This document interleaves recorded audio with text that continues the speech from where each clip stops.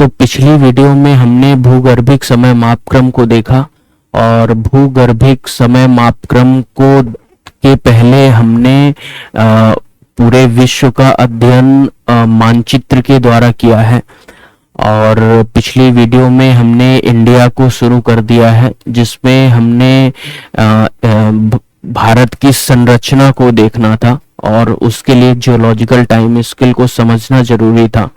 तो geological time scale को अपन पिछले वीडियो में समझ चुके हैं और इस वीडियो से अपन स्ट्रक्चर ऑफ इंडिया को चालू करेंगे और इसमें ये देखेंगे कि कौन सी जो चट्टान है वो किस प्रक्रिया से बनी और वो किस समय पर बनी, उसकी खास बातें क्या क्या हैं।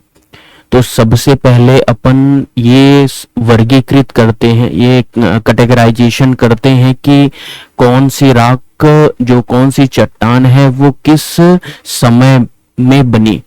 तो सबसे पहला जो इरा था अपना वो था प्री कैम्ब्रियन इरा। तो प्री कैम्ब्रियन इरा, तो प्री कैम्ब्रियन एरा में आर्कियन रॉक बनी।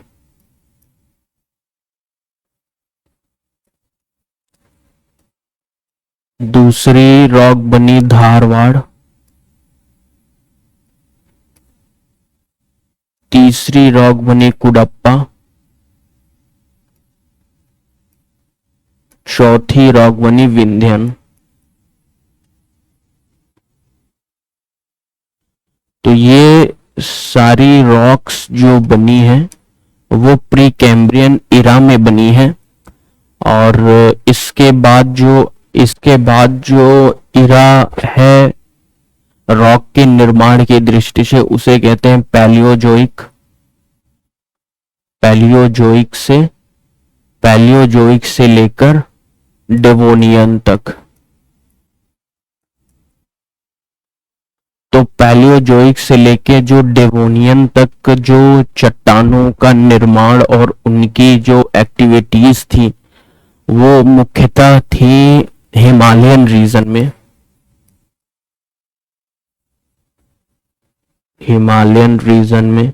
मतलब हिमालयन क्षेत्र में थी। और इस इरा से संबंधित जो एक्टिविटीज थी वो पेनिसुलर इंडिया में नहीं थी, यानी भारतीय पेनिसुलर इंडिया में अपसेंट थी, अनुपस्थित थी। Absent in peninsular India. Peninsular India में। लेकिन अपवाद जो थे वो थे रीवा और उमरिया। मध्य प्रदेश के ये दो जिले ऐसे थे जिनमें पैलियोजोइक से लेकर डेवोनियन तक के समय में इन क्षेत्रों पर एक्टिविटीज हुई थी और इन क्षेत्र के अलावा पेनिसुलर इंडिया के किसी भी भाग में किसी भी प्रकार की एक्टिविटीज नहीं हुई थी। इस समय में जो एक्टिविटीज का मुख्य केंद्र था वो था हिमालयन रीजन। अब जो नेक्स्ट टाइम है वो है कार्बोनिफेरस।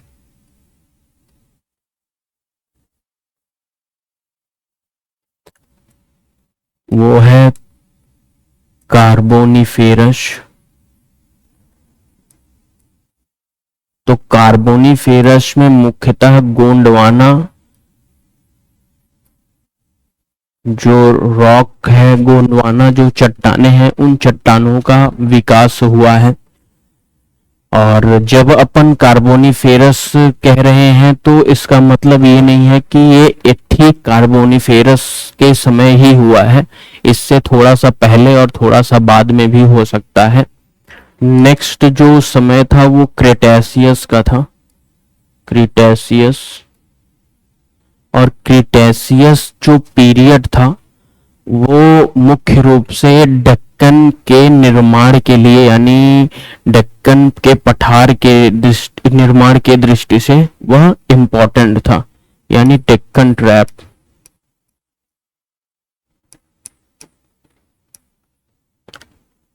अब जो इसके बाद अपना समय था उसे कहते हैं टर्शियरी, और टर्शियरी में दो एक्टिविटीज हुई थी। टर्शियरी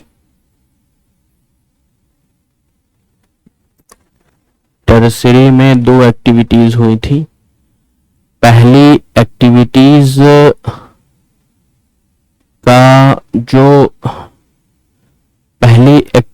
का जो संबंध है वो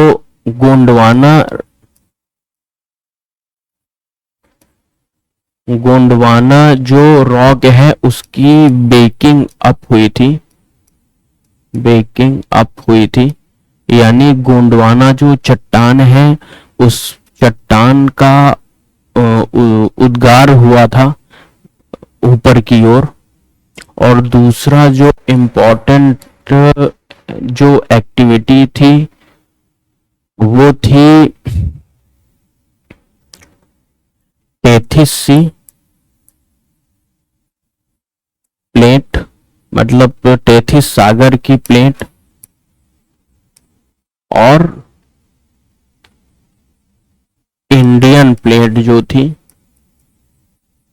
इंडियन प्लेट, इनका उत्तर दिशा में विस्थापन हुआ था। और उत्तर दिशा में विस्थापन के कारण ही ये जो एशियाटिक प्लेट थी उनसे इनका टकराव हुआ, और टकराव के कारण ही इनमें कंप्रेशन संपीड़न बल की उत्पत्ति हुई, और संपीड़न बल के कारण हिमालय जैसी पर्वत श्रृंखला का निर्माण हुआ। इसके बाद जो लास्ट जो समय था, जो लास्ट जो पीरियड था उसको कहते हैं क्वाटरनरी,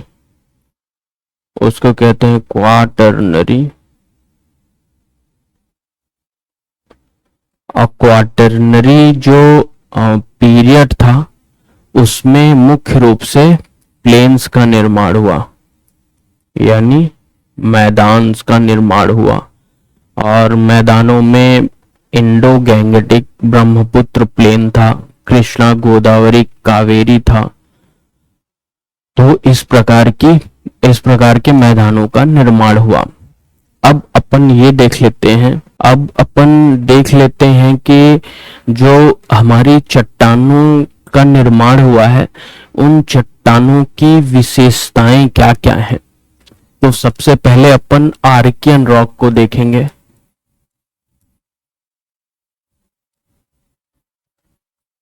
आर्कियन रॉक, आर्कियन चट्टान। तो आर्कियन चट्टान एक का जो आर्कियन जो शब्द है वो बेसिकली जेडी दाना है उनके द्वारा दिया गया है। आर्कियन का मतलब ये है कि जो हमारे पृथ्वी का के जो क्रस्ट की जो सबसे पुरानी रॉक है उसको आर्कियन रॉक कहते हैं। तो ओल्डेस्ट रॉक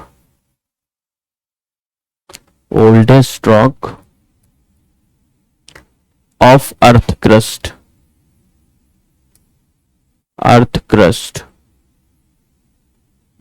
और दूसरा आप ये ध्यान रखिएगा कि ये एक इग्निशियस रॉक है, मतलब ये है एक आग्नेय चट्टान है, आग्नेय चट्टान है, क्योंकि इसका जो निर्माण हुआ है वो आग्नेय क्रिया से हुआ है। और तीसरा ये याद रखिएगा कि इसको प्रीकैम्ब्रियन रॉक भी कहते हैं, इसको प्रीकैम्ब्रियन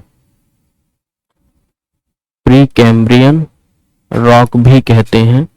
और प्रीकैम्ब्रियन रॉक कहने के पीछे वजह यह है कि यह जो रॉक है, ये जो चट्टान है, इसका निर्माण प्रीकैम्ब्रियन इरा में हुआ है।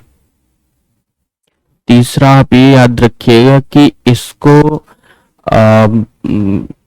लौह और अलौह जो हमारे खनिज पदार्थ हैं उनकी रिपोजिटरी भी इसको कहा जाता है। तो ferrous and non ferrous minerals यहां मिलते हैं। लेकिन ये जो मिनरल्स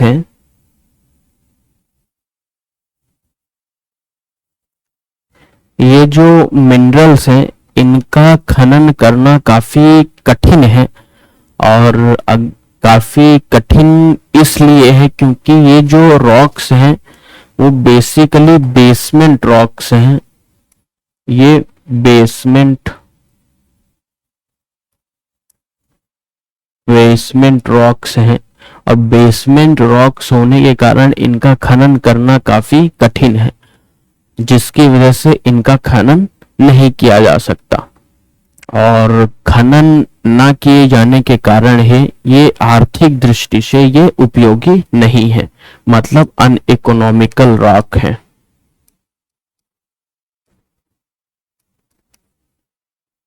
अनइकोनॉमिकल रॉक है।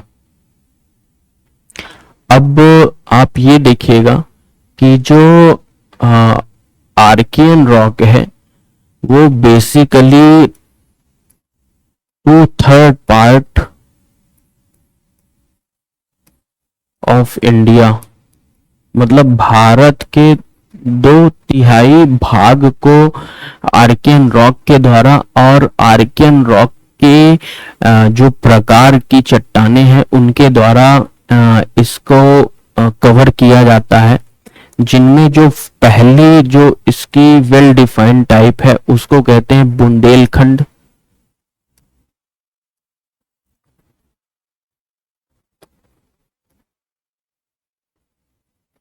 दूसरा जो वेल डिफाइंड टाइम है उसको कहते हैं बंगाल। तीसरा जो वेल डिफाइंड टाइप है उसको कहते हैं नीलगिरी। जो बुंदेलखंड क्षेत्र है वो मध्य प्रदेश में अवस्थित और उत्तर प्रदेश में अवस्थित क्षेत्र है, जहां पर आप आर्कियन रॉक से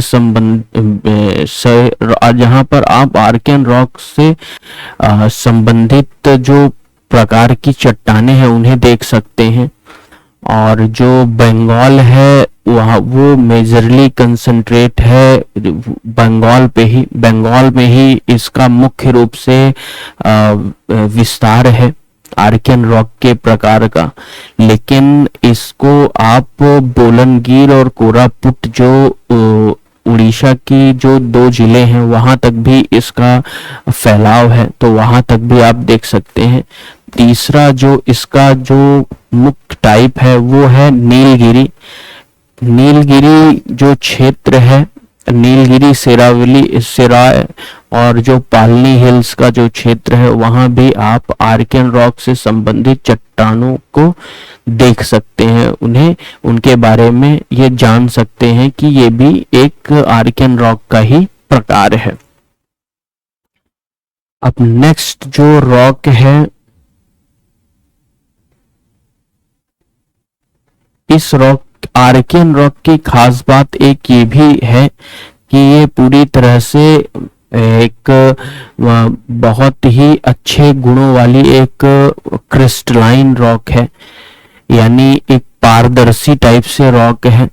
और दूसरा ये कि ये एक कंटोर्टेड रॉक है, यानी टेढ़ी मेढ़ी रॉक है। एक्सट्रीम अत्यधिक ताप एवं दाब के कारण इसका जो आकार है वो टेढ़ा मेढ़ा हो गया है। तो ये क्रिस्टलाइन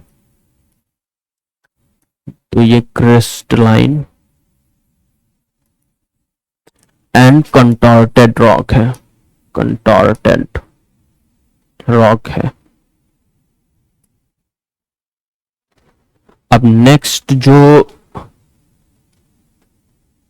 रॉक है वो है धारवाड़।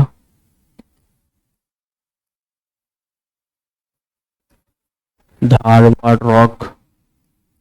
जो धारवाड़ शब्द है वो बेसिकली जो कर्नाटका का धारवाड़ जिला है उससे लिया गया है। और इसका जो मुख्य रूप से जो धारवाड़ रॉक का विस्तार है वो यहाँ पर है। और तीसरी बात आप ये याद रखिएगा कि ये एक फर्स्ट मेटामॉर्फाइज्ड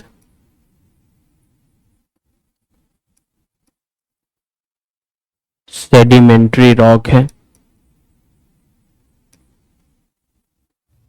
जो इग्निशियस डेब्रिस यानी जो अग्नेय की जो अवशेष हैं, जो अग्नेय चट्टानों के अवशेष हैं, उनके द्वारा ये इस चट्टान का निर्माण हुआ है। और इसके जो खनिज पदार्थ हैं वो भी एक आर्कियन चट्टान की तरह ही है।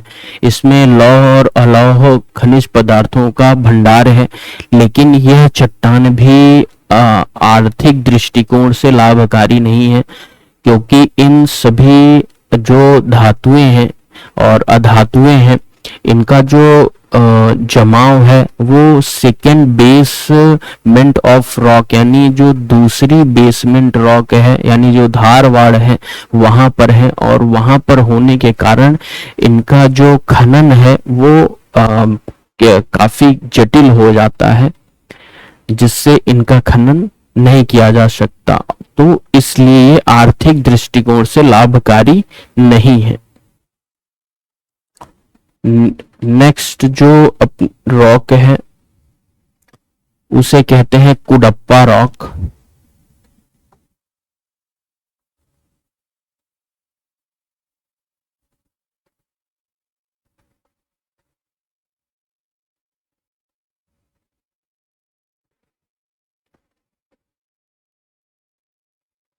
नेक्स्ट जो रॉक है उसको कहते हैं कुडप्पा रॉक।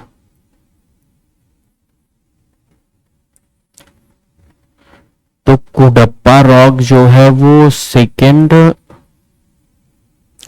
मेटामॉर्फाइज्ड सेडिमेंट्री रॉक है, जिसका निर्माण आग्नेय चट्टान और जिसका निर्माण आर्कियन चट्टान और धारवाड़ चट्टानों के अवशेष से हुआ है। तो और ये जो नाम है वो नाम डिराइव किया गया है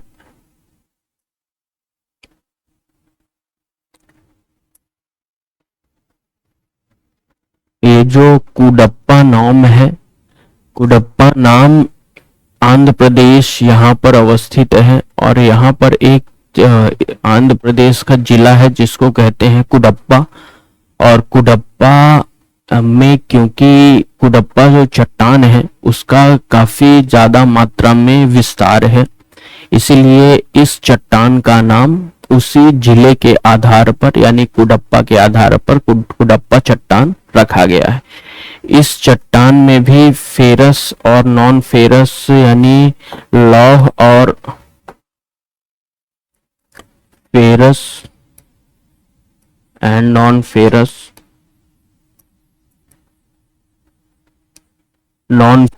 जो मिनरल्स यानी जो खनिज हैं वो पाए जाते हैं।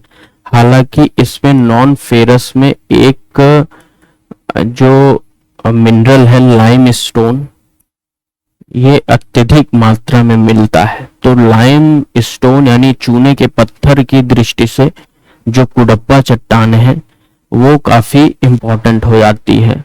और जो कुडप्पा जिला है वो आंध्र प्रदेश का कुडप्पा जिला है वो चूने के पत्थर की दृष्टि से काफी इम्पोर्टेंट हो जाता है। नेक्स्ट जो अपनी रॉक है उसको कहते हैं विंध्यन रॉक। नेक्स्ट जो रॉक है उसको कहते हैं विंध्यन रॉक। विंध्यन रॉक, विंध्यन जो नाम पड़ा है वो विंध्यन माउंटेन के आधार पर पड़ा है। और विंध्यन माउंटेन को आप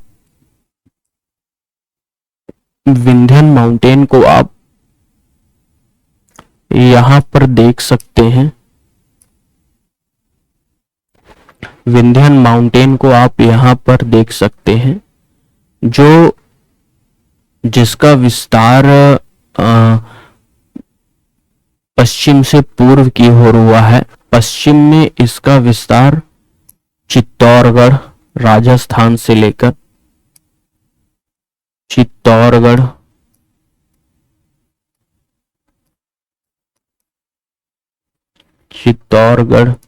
राजस्थान से लेकर पूर्व में यहां सासाराम तक है।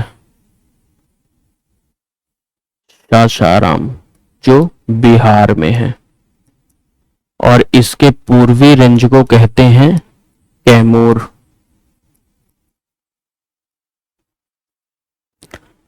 यहां पर आप देखेंगे कि आरावली माउंटेन है।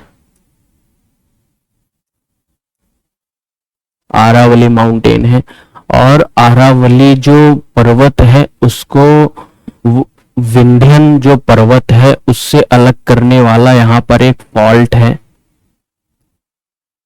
यहां पर एक फॉल्ट है जिसको कहते हैं ग्रेट बाउंड्री फॉल्ट।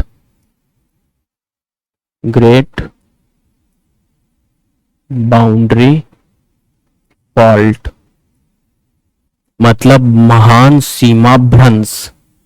तो महान सीमा भ्रंश जो है वो आरावली माउंटेन यानी इसको विंध्यन माउंटेन से अलग करता है। और यहां पर आप देखेंगे, यहां पर आप देखेंगे तो आपको गंगा का प्लेन दिखेगा, गंगा प्लेन। और इस वाले भाग में आप देखेंगे तो आपको डेक्कन प्लेटाउ दिखेगा।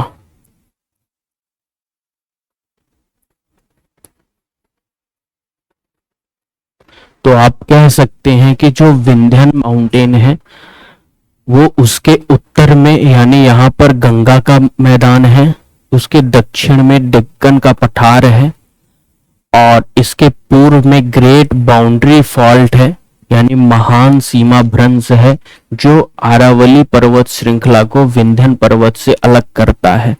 और विंध्यन जो पर्वत है उसका पश्चिम में चित्तौड़गढ़ राजस्थान से लेकर पूर्व में सासाराम बिहार तक इसका प्रसार है, जिसके पूर्वी रेंज को कहते हैं कैमूर रेंज।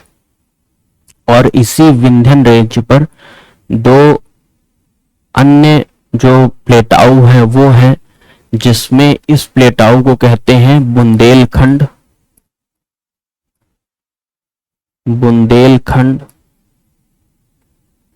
प्लेटाउ, और इस प्लेटाउ को कहते हैं बघेलखंड प्लेटाउ।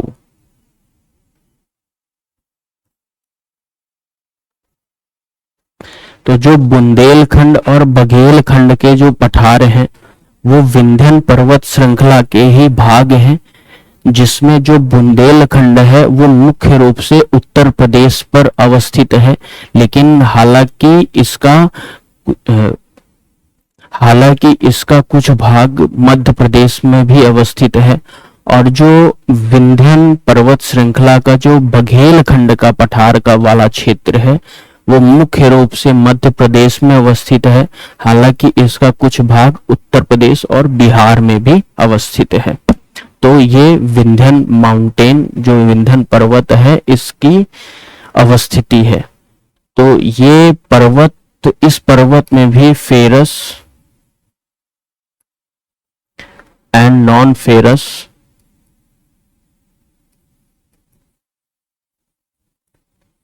मिनरल्स पाए जाते हैं,